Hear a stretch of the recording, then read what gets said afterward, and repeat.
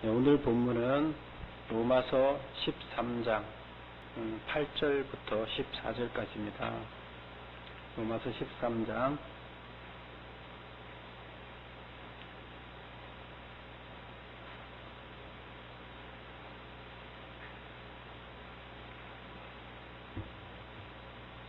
좀 짧죠? 오랜만에 짧죠? 13장 8절부터 14절 네, 교독하겠습니다. 피차 사랑의 빛 외에는 아무에게든지 아무 빛도 지지 말라. 남을 사랑하는 자는 율법을 다 이루었느니라.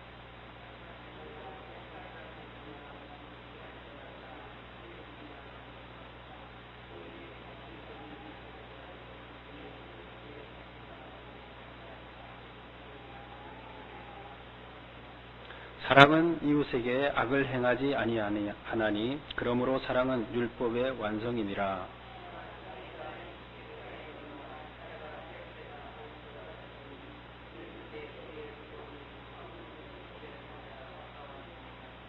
밤이 깊고 낮이 가까웠으니 그러므로 우리가 어둠의 일을 벗고 빛의 갑옷을 입자.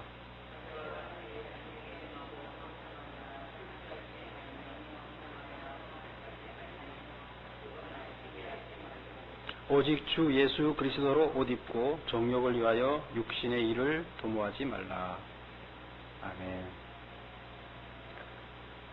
예, 오늘은 율법의 완성이라는 제목으로 함께 나누도록 하겠습니다.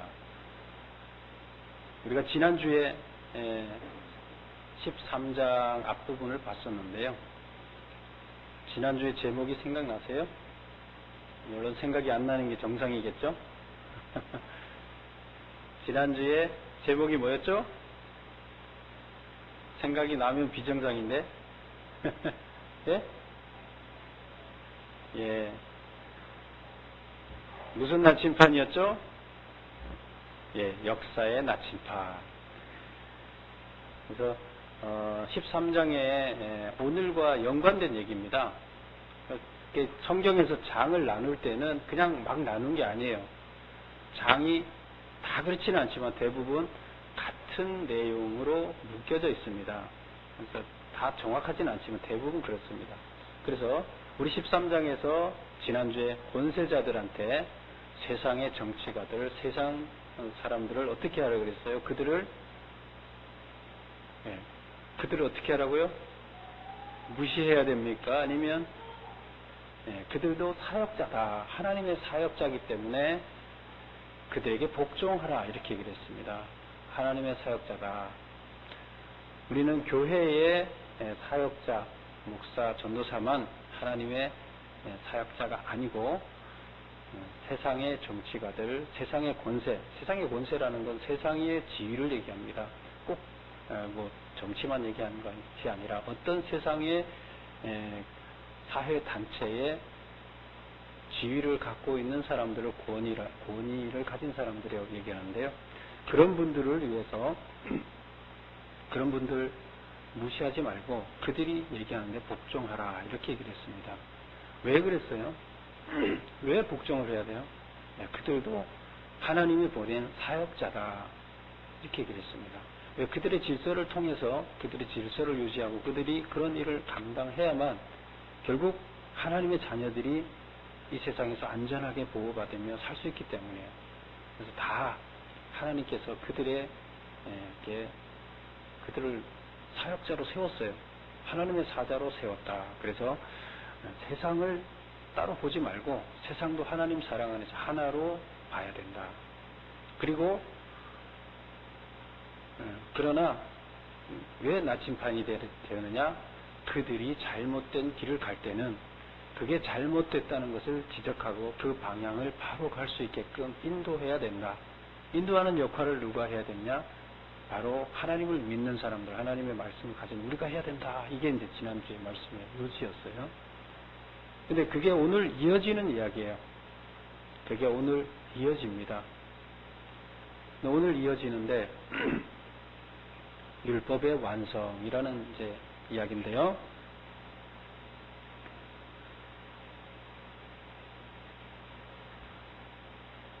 제가 그 밴드, 우리 대학 밴드가 있습니다. 대학원에 이제 밴드가 있는데, 감신 대학원의 밴드 동기들이 거기다 글을 올리는데 좋은 글들을 다른 데서 많이 퍼와갖고 올려요.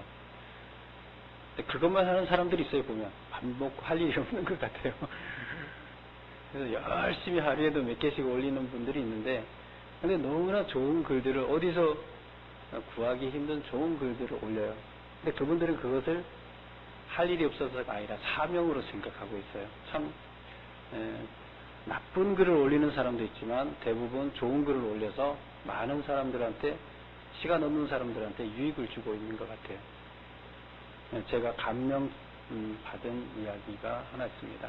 뭐냐, 어떤 가정에 굉장히 불행하게 자란 아이 이야기입니다. 본인이 이제 자기가 글을 썼어요. 부모님이 이혼했대요. 부모님이 아버지가 이제 새로운 결혼을 했는데 새 엄마가 왔어요. 근데 엄마는 돌아가셨어요.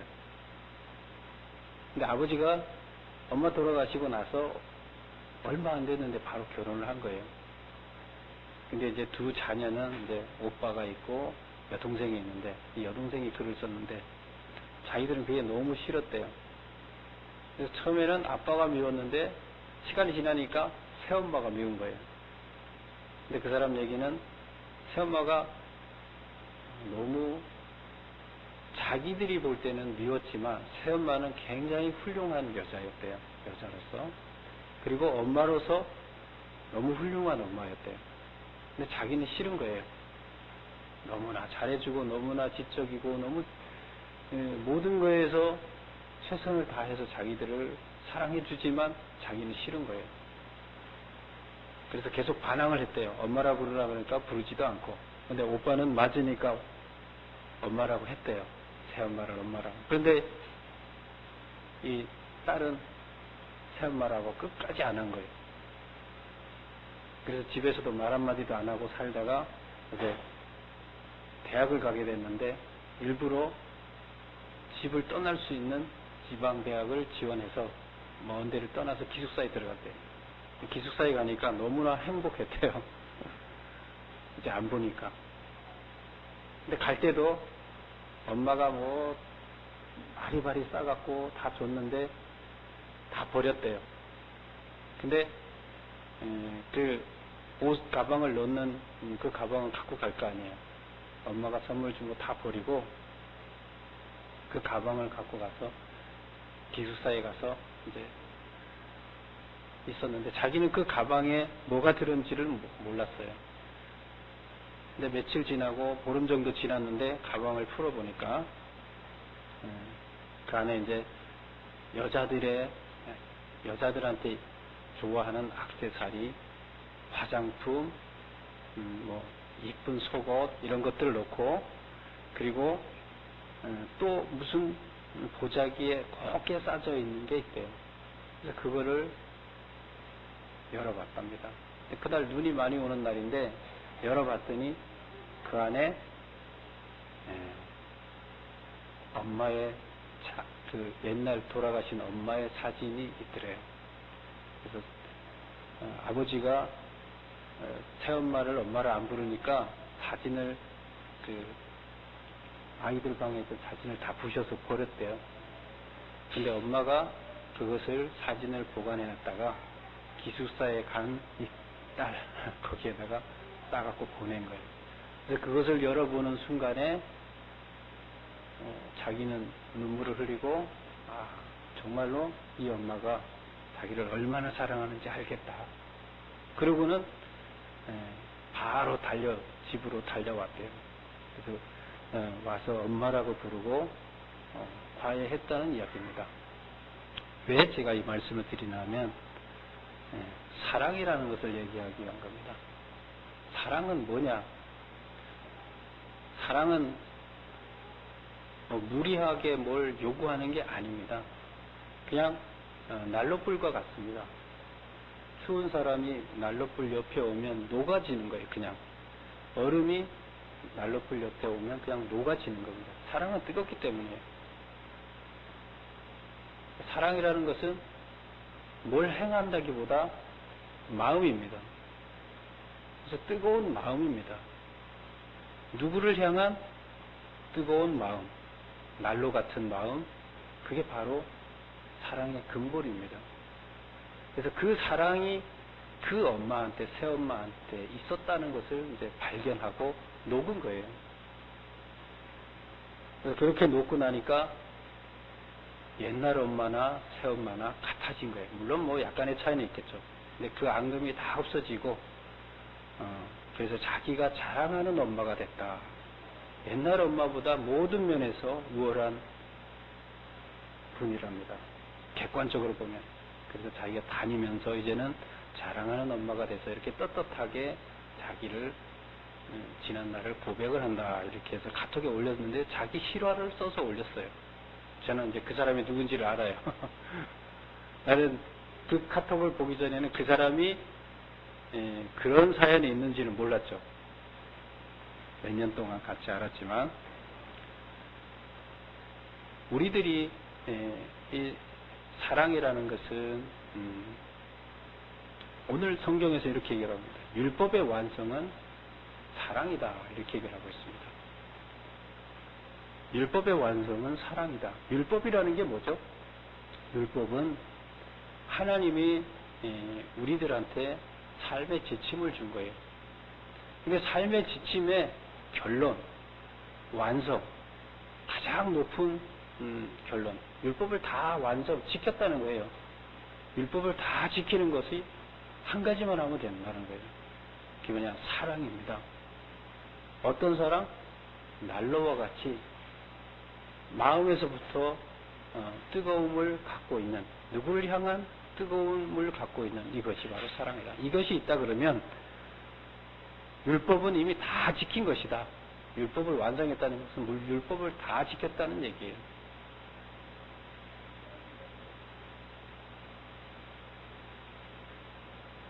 우리 8절을 한번 다 같이 한번 읽어볼게요. 13장 8절. 피차 사랑의 빛 외에는 아무에게든지 아무 빛도 지지 말라. 남을 사랑하는 자는 율법을 다 이루었느니라.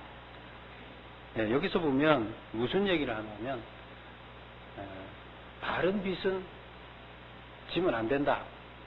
빚을 다 갚아야 된다. 근데 사랑에 대한 빚은 안 갚아도 된다. 이렇게 지금 얘기하고 있죠. 잘 읽어보세요. 사랑의 빚 외에는 아무에게든지 아무 빚도 지지 말라. 어떤 사람한테 무슨 빚을 또 지지 말라는 거예요. 근데 빚을 지는 걸 인정하는 것은 사랑의 빚은 져도 된다는 얘기예요. 무슨 얘기예요, 이게? 누가 나를 사랑을 했어요. 부모가 나를 사랑을 해줬어요. 근데 내가 사랑을 돈으로 계산해 보니까 엄청 많아요. 그걸 다 갚으려면 어떻게 해야 돼? 힘들겠죠? 그건 안 갚아도 된다고 이렇게 적혀 있어요. 사랑의 빚은 그 빚이죠, 다. 근데 왜 빚을 안 갚아도 된다는 얘기를 이렇게 썼을까요? 여기에다가.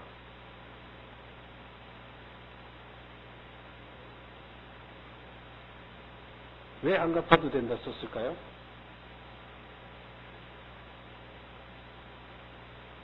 여러분 한번 생각해 보세요. 이게 오늘 중요한 이야기 핵심이에요. 왜 빚을 갚아야, 다른 빚은 다 갚아야 된다고 얘기를 하면서 사랑은 안 갚아도 된다고 썼을까요? 여러분 어떻게 생각하세요? 사랑의 빚은 안 갚아도 돼요? 내가 누구한테 은혜를 많이 베풀었어요. 근데 그 사람은 완전히 나에 대해서 전혀 요만큼도 사랑하는 마음이 없어요. 그럼 어떻게 했어요? 굉장히 가슴이 아프겠죠. 나는 너를 엄청 사랑하는데 너는 나를 전혀 모른 채 해도 괜찮아. 이게 말이 돼요? 어떻게 생각하세요? 그러면 이게 하나님의 법이냐 이거죠. 본문에서는 분명히 그렇게 되어 있어요. 우리가 세상 살아가면서 빚을 지면 안 된다. 모든 빚은 누구에게든지 빚지지 마라. 그런데 사랑의 빚은 제외다. 사랑의 빚은 져도 된다. 예. 이것은 다시 한번 우리가 이거는 문자적인 말이에요. 이 말을 통해서 이 말에 전달하고자 하는 역설법이 있어요. 여러분이 누구 모르는 사람을 한테 너무나 많은 사랑을 베풀어 줬어요. 뭐 이성적인 사랑이 아닌 정말로 따뜻한 인간애를 가지고 그를 그 사람의 그 사정을 아파해주고 그 사람 입장에서 위로해주고 그 사람 입장에서 부족한 것들을 채워주고 물질로 채워주고 사랑을 베풀었어요. 근데 그 사람의 나에 대해서 전혀 냉담한다 생각해요. 아까 엄마의 이야기, 새엄마는 너무나 많은 것을 베푸는데 나는 냉담해요. 그러면 그게 맞는 얘기예요? 틀린 얘기예요? 성경대로 하면 맞는 얘기죠? 쌩까도 된다는 얘기죠? 그러면 성경이 틀린 건가요? 예, 이럴 때는 우리가 문자적으로 읽으면 안 돼요. 사랑의 빚을 갚지 말라는 얘기가 아니에요. 그럼 무슨 얘기예요? 나를 그렇게 사랑해 주는데 모른 채 해도 된다 이런 얘기예요? 아니란 얘기예요. 그러면 강조하기 위한 거예요. 예를 들어서 이런 거예요. 하나님이 자기 목숨을 바쳐서 우리를 구했어요. 자기가 인간의 몸을 입고 와서 자기 죽었어요. 나를 구하기 위해서. 그러면 그걸 갚으려면 우리 어떻게 해야 돼요? 나도 죽어야 돼요. 그분을 위해서 내가 죽어야 갚는 거예요. 근데 평생 동안 갚아도 다 갚을 수가 없어요. 죽지 않으면 갚을 수가 없어요. 그런데 그분은 이렇게 얘기합니다. 빚을 안 갚아도 된다. 내가 너한테 베푼 그 사랑의 빚은 안 갚아도 된다. 이렇게 얘기를 합니다. 내가 대가를 바라고 한 게 아니다. 안 갚아도 된다. 나는 너를 사랑해서 사랑을 나눠줬을 뿐인데 너 사랑의 빚을 졌지만 빚을 안 갚아도 된다. 그분은 당연히 이렇게 얘기를 해요. 그러면 우리 입장에서는 당연히 안 갚고 됐다. 그 말 했으니까 이제부터 나는 그분을 잊어버리고 내가 엄청 부담이었는데 다 잊어버리고 그냥 내 마음대로 살면 되지. 그 빚 갚으려면 얼마나 평생을 고생해야 되는데 아니면 내가 죽어야 되는데 왜 그 힘들게 그러냐. 갚지 말라 그랬으니까 깨끗이 잊고 그냥 편하게 살자. 그럼 맞나요? 네, 그거는 맞지 않습니다. 그분은 그렇게 얘기를 합니다. 그러나 우리는 그 사랑에 감동돼서 갚기 위해서 뭐라도 해야 되는 겁니다. 감사 표시를 해야 되는 거고요. 우리가 할 수 있는 만큼 해야 되는 거예요. 다 갚을 수는 없어요. 그러나 우리가 할 수 있는 만큼 최대한 감사하는 마음을 갖고 우리를 사랑해 주는 것만큼 우리도 거기 사랑을 나눠줘야 돼요. 여기서 빚을 지지 말라는 얘기예요. 사랑의 빚도 지지 말라는 거예요. 그러나 그 사람은 안 갚아도 된다 얘기를 하지만 우리는 사랑의 빚을 갚기 위해서 최선을 다하라는 거예요. 하나님이 나를 위해서 사랑의 빚을 나한테 엄청난 하나님 빚쟁이에요. 나한테 돈 받으러 오는 빚쟁이, 사랑을 받으러 오는 빚쟁이에요. 사랑을 돌려드려야 돼요. 돈 빌려주면 돈 받으러 오잖아요. 사랑을 줬으니까 이제 사랑을 받으러 와야죠. 근데 예수님은 죽었어요. 누구한테 돌려줘야 돼요? 세상의 사람들한테 대신 돌려줘야 되는 거예요. 그래서 여기 지금 앞에 우리 나왔던 얘기가 뭐예요? 세상 권세. 세상에다 사랑을 돌려주라는 얘기예요. 이웃에다 사랑을 돌려주라는 얘기예요.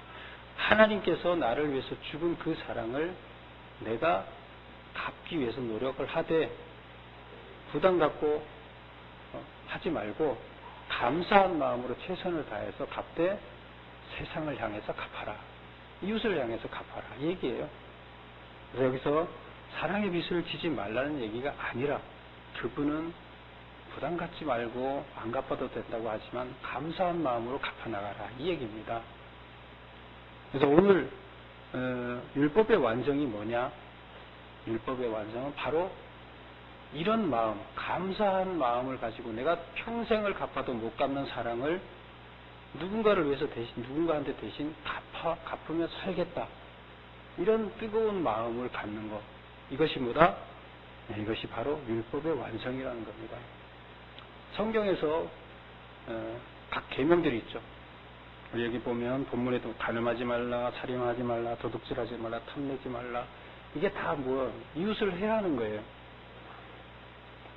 자기가 사랑하는 사람을 해하나요? 사랑하는 사람은 우리가 해할 수가 없어요. 내가 너무나 사랑하는데 그 사람한테 해코지를 하겠어요? 그래서 이런 것들은 뭐예요? 사랑하라는 의미예요.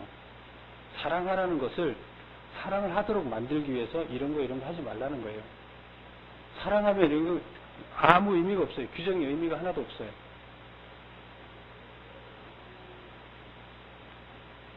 10절에 보면 사랑은 이웃에게 악을 행하지 아니하나니 그러므로 사랑은 율법의 완성이다. 사랑 앞에 오면 다 녹아요. 그래서 우리는 감사한 마음을 가지고 그 은혜, 나를 죽을 수밖에 없는 나를 살려준, 목숨을 살려준 나한테 감사한 마음을 가지고 세상을 향해야 됩니다. 그리고 세상에 감사한 마음을 돌려줘야 돼요. 이것이 사랑입니다. 사랑의 완성입니다. 물론 우리가 살다 보면 항상 이렇게 살 수는 없어요. 싸우는 날이 더 많고 화나 있는 날이 많고 그래요.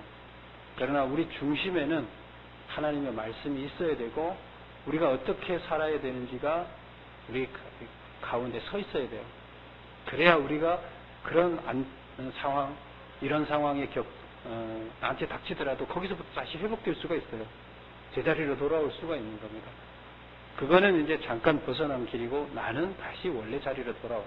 사랑이라는 용광로가 되는, 난로가 되는 이 마음이 내 안에 중심을 잡고 있어야 돼요.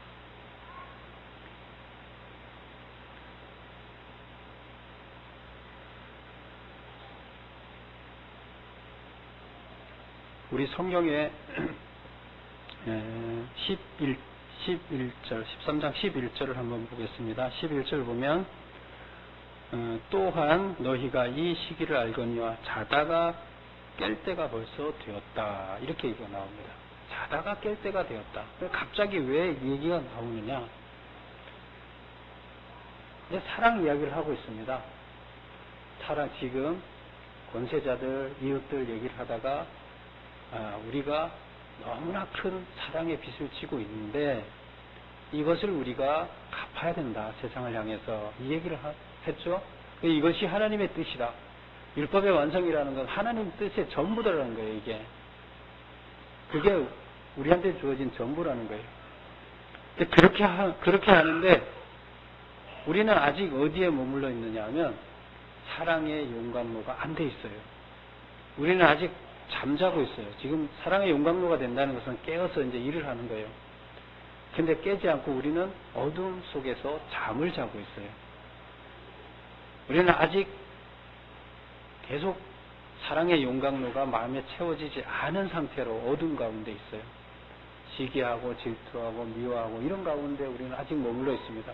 그래서 거기서부터 그 어둠에서부터 깨어나서 이제 낮이다. 깨어나서 잠옷을 벗고 새 옷을 입으라는 거예요. 이제 일할 옷을 입으라는 겁니다. 그 일할 옷이 뭐예요? 예수 그리스도의 옷을 입으라. 14절 보면 우리 주 예수 그리스도로 옷 입고 잠옷 벗어라. 악의 옷을 벗어라. 사랑의 옷을 입어라. 우리의 모습을 보고 저 친구를 보니까 예수님의 모습이 보이는구나. 저렇게 사는 게 옳은 거구나. 이 친구가 가는 데마다 어둠이 물러나고 거기 빛이 와요. 싸우던 데가 화해가 일어나고 이 친구가 가는 집단마다 잘 안 됐던 데가 잘 되고, 누구는 가는 데마다 싸움이 일어나는가 하며, 이 친구가 가는 데마다 웃음이 있고 사랑이 있고 평화가 있어요. 화목이 있고. 이게 뭐예요? 바로 예수 그리스도로 옷 입는 거예요. 사랑으로 옷 입는 겁니다. 예수 그리스도의 본질은 사랑이니까, 하나님의 본질은 사랑이니까 사랑으로 옷 입어라. 그렇게 해서 주변의 모든 것들을 변화시켜라, 이겁니다. 사랑으로.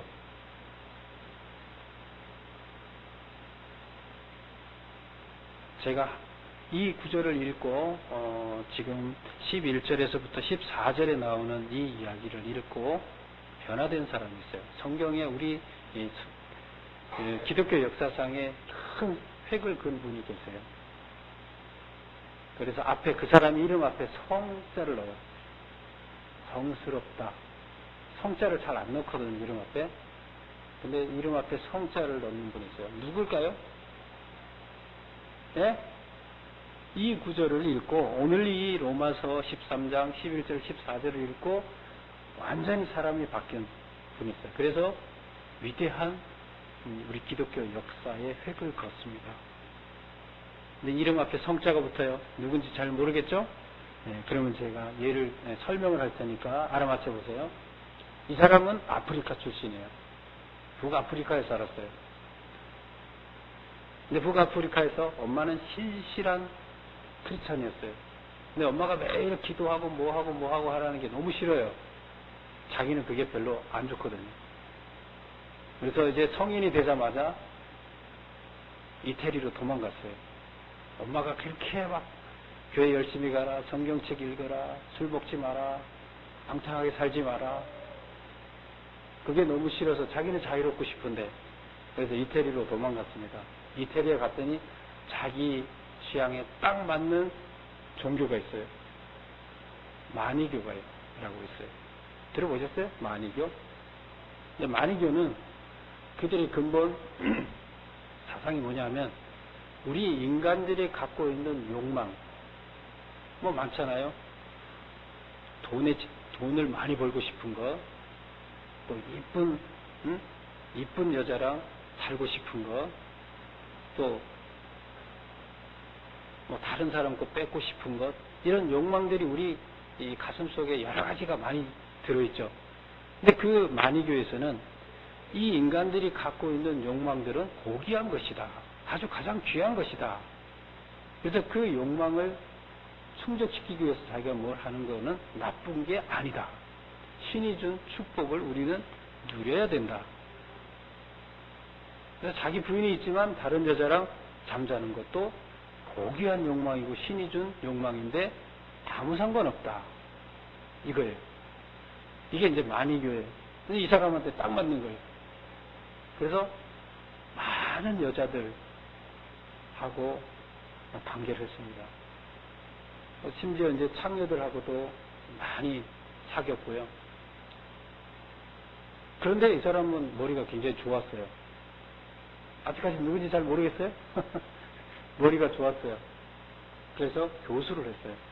수사학 교수를 했어요. 수사학이라는 것은 뭐냐면 말을 잘하는 거예요. 설교를 잘하려면, 뭐 웅변을 잘하려면 이제 수사학을 가서 강의를 듣는 거예요. 그걸 이제 수사학이라고 그러는데, 이 사람은 수사학 교수였어요. 그래서 말을 잘하니까 합리화를 시켜요. 마니교를 아주 합리화를 시키고 자기는 나쁜 짓을 다 하고 다니면서 이거는 아주 좋은 것이다. 이렇게 하면서 살았어요. 그런데 그 한쪽 마음 구석에서는 항상 뭔가 자기 양심에 찔리는 게 자기도 모르게 있었어요. 그게 뭐예요? 하나님께서 우리 가운데 심어놓은 양심, 하나님의 영이에요. 하나님께서 우리 가운데 하나님을 찾아오게끔 만들어 놓고 우리가 뭐가 옳은지를 판단하게 하는 것을 양심으로 심어놨는데, 그 양심이 찔려요, 계속. 그래서 왜 그렇겠어요? 그 엄마는 계속 기도하고 있죠. 이 자식을 위해서, 고향에서. 근데 어느 날 그런 갈등 속에 있으면서 그러나 자기의 그 문란한 생활에서 벗어나지 못하고 집에 있는데 동네 꼬마들이 막 다니면서 동요를 합창을 하는데 책을 펴서 읽어라, 책을 펴서 읽어라 하고 막 합창을 하고 가는데 그 소리가 애들의 소리로 들리지 않고 신의 목소리로 들렸습니다. 신이 자기한테 막 빨리 책을 들고 읽어라. 그래서 보니까 탁자에 식탁에 성경이 놓여진 성경을 딱 들고 읽었더니 11절부터 14절 눈에 탁 들어왔고 그것을 읽었습니다.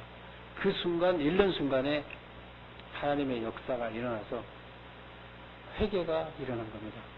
아, 이게 아니구나. 양심이 살아난 거죠. 내가 잘못 살고 있구나. 천벌을 받을 짓을 하고 있구나 하면서 하나님의 영이 그 가운데 강력하게 임재했습니다. 하나님의 영이 임할 때는 항상 영이 임할 조건이 주어져야 된다고 했어요. 그게 뭐예요? 자기도 모르게 양심에 찔리는 회개하는 생각이 계속 있어야 됩니다. 그런 게 없는 데는 임할 수가 없습니다. 그래서 그런 마음이 있는데 거기에 어머니의 기도에 덧입어서 하나님의 역사가 일어나서 변화됩니다. 그가 바로 누구냐?